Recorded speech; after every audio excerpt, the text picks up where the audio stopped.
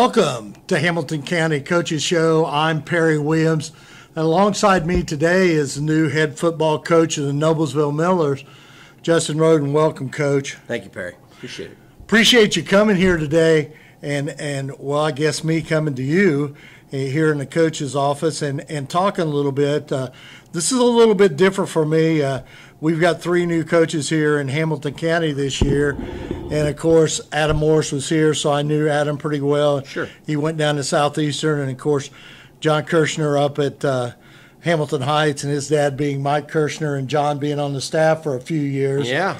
The one question I asked John up there before we started, I said, are you as intense as your dad? And he says, well, I'm pretty intense. So it'll be interesting up there. But let's talk a little bit about Noblesville and talk a little bit about yourself. And you're coming from East Central. You were a 4A school. You were state champions. I know the question's been asked to you, why would you leave 4A state championship school? But let's talk a little bit about that. Sure. At East Central, my experiences were fantastic. So there's no negative that drew me away. I mean, we're going to have, East Central is going to have one of the premier 4A programs next year. I think more than anything, Noblesville presents an opportunity to do something that I haven't had a chance to do, and that's the coach at the highest level in Indiana, and that's 6A football. Obviously, any coach in a conference is loaded with talent, with some teams that have won state championships here recently, like Westfield, and perennial contenders year in and year out. I think that's exciting for me, and no disrespect to East Central or the EIAC, the conference that they play in. This is big boy football, as I describe it, and playing Carmel and Cathedral, and you can run down the gauntlet of a schedule, and no disrespect to any of those teams I didn't mention, but it's the highest you can be in high school football in Indiana. The other part of that, again, is this is an area and a community that has all the resources to be successful. It's got fantastic facilities, great strength coach. Coaches already here in the building that are fantastic coaches, and so the opportunity to coach here for me to move and bring my family here is exciting. And I think more than anything else, I won a state championship. My team won a state championship. I didn't take any snaps last year. I think more the challenge is exciting. I think that's the biggest is to take something, to mold it, to shape it into my brand of football, and to do it in such a great community like Noblesville.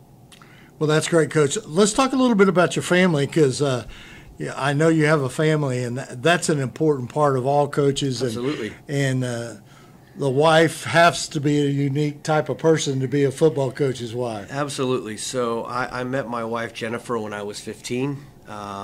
She's obviously my high school sweetheart, which nowadays doesn't happen quite like it used to. And I take a great deal of pride in the fact that she's been the only person I've ever been with in my life.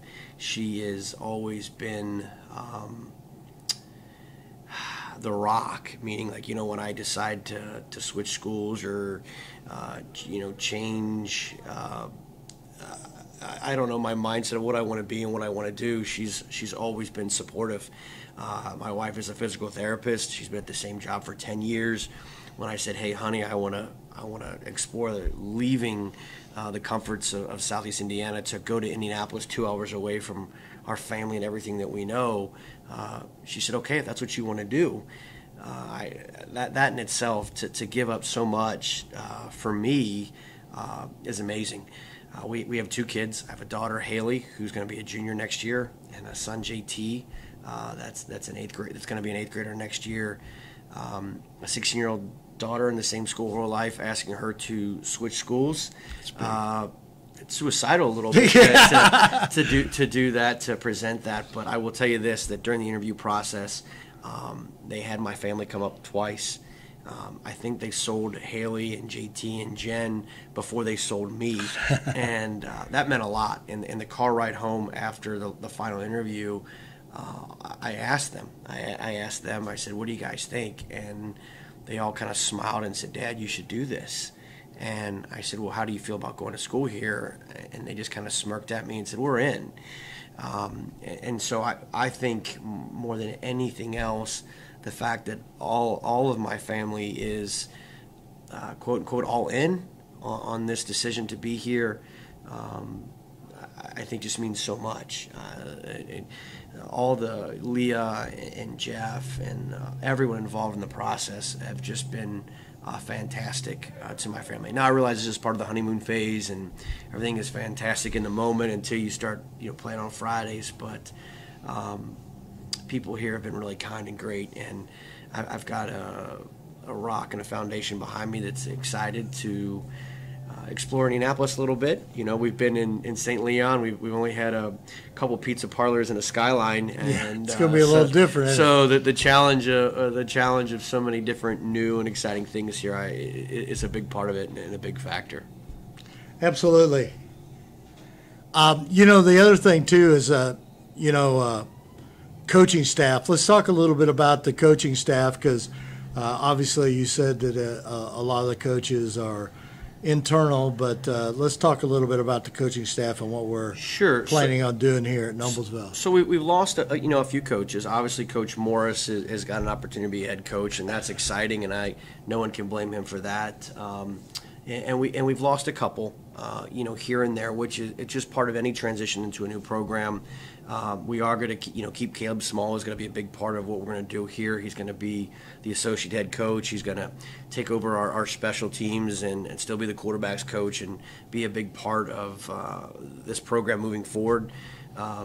Coach Metz is going to be our defense coordinator next year. He and I have spent a lot of time already in this short period embracing the odd front defense that I believe so strongly about, and then the offensive coordinator is going to be a man by the name of Robert Concoli.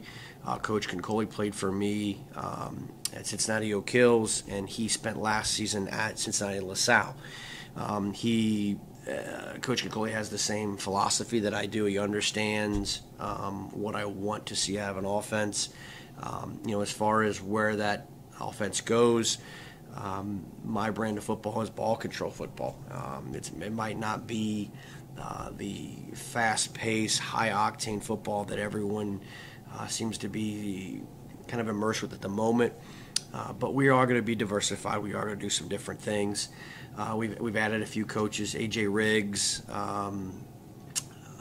Coach Glob. We've got a healthy mix of some external guys coming in with an influx of guys that have stayed on board, and I think that's important. More than anything, any coach will tell you you're only as good as the people you surround yourself with. Absolutely, So absolutely. I think for me, they can be good X's and O guys, but the relationship and the trust factor with the kids, with myself, is as important as anything. So every day, once now that school is out and I can be here on a daily basis, and we can start working on getting to know each other a little bit and establish those small little intangibles that lead to the trust on Fridays. We'll be better.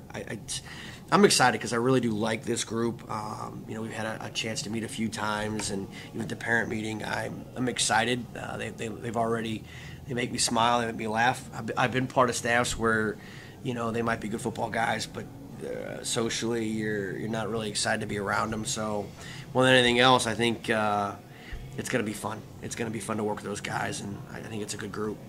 Yeah, Coach, probably today we won't go into detail about the players and everything because, you want to do your own evaluation, and I know you have a little bit of an idea, but most of these kids you've met for the first time. So yeah, and that's really hard.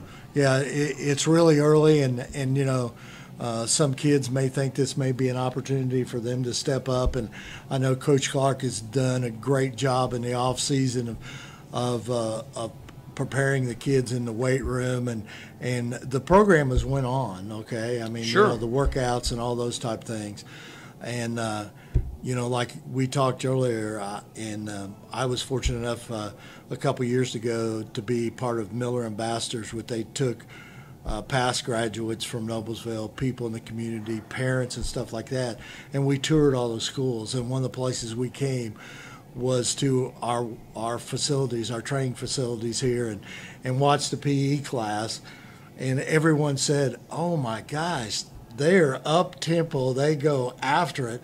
But that's the way Coach Clark is. He's Absolutely. very high energy, so he's one of those people on your staff that is a great addition.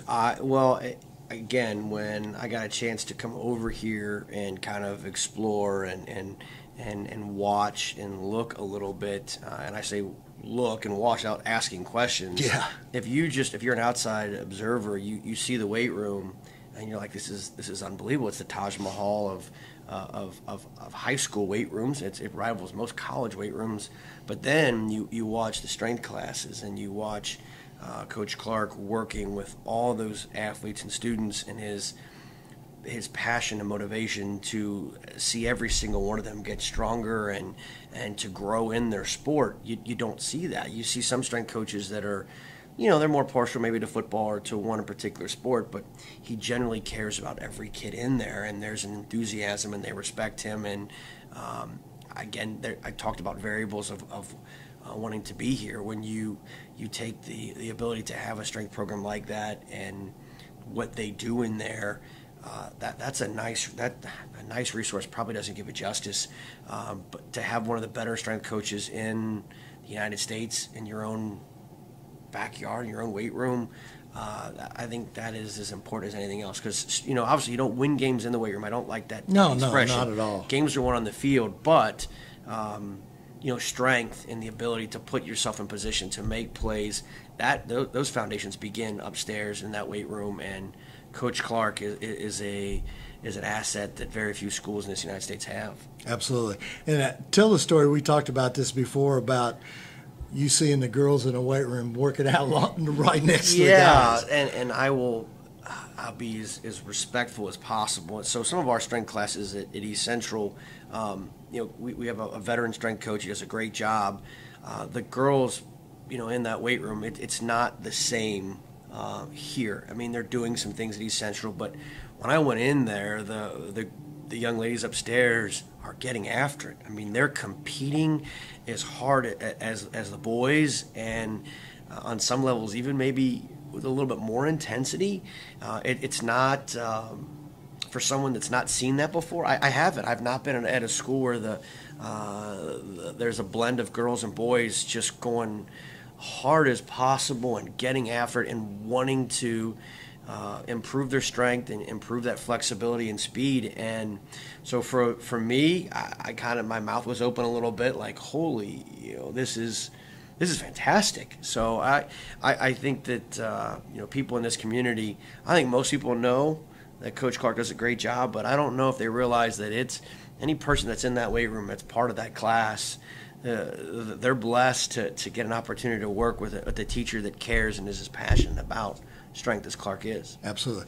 Coach, just touch on the upcoming schedule. Of course, you have a couple of cupcakes early in Cathedral and Carmel. And, thanks, Jason, right? Yeah. And so, and the first game you go to Lucas Oil to play Cathedral.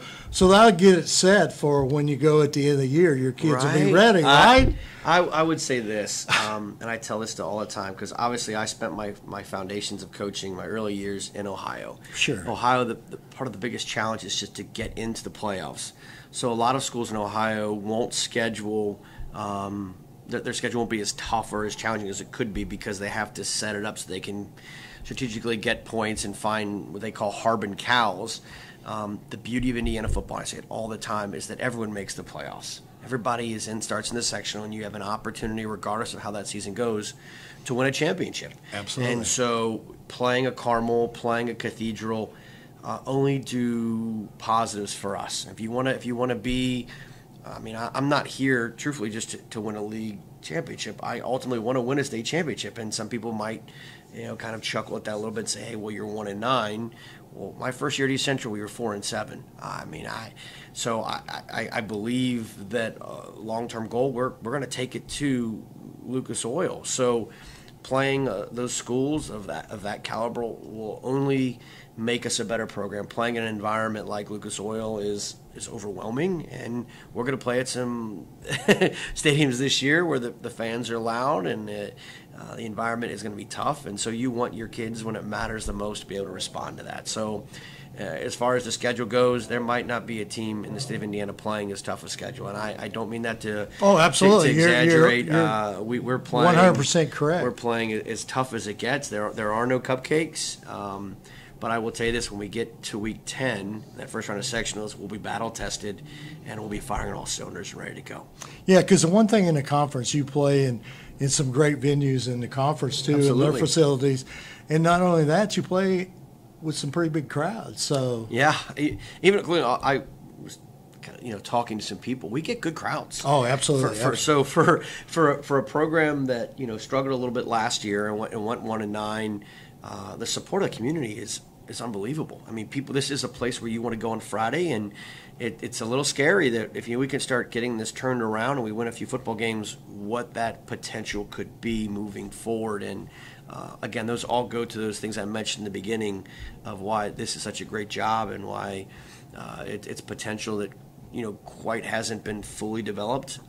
Coach Simmons and Lance, both fantastic coaches, have laid some pretty good foundations. And I think more than anything for me, I just kind of want to take what they've done and add my own blend to that and, find a way to win some more football games. All right, Coach, I appreciate you taking time out of your busy schedule here. And I'm sure you and I are going to have many conversations moving forward. I'm excited for it. All right. Thanks Coach. Coach. Appreciate it. Absolutely.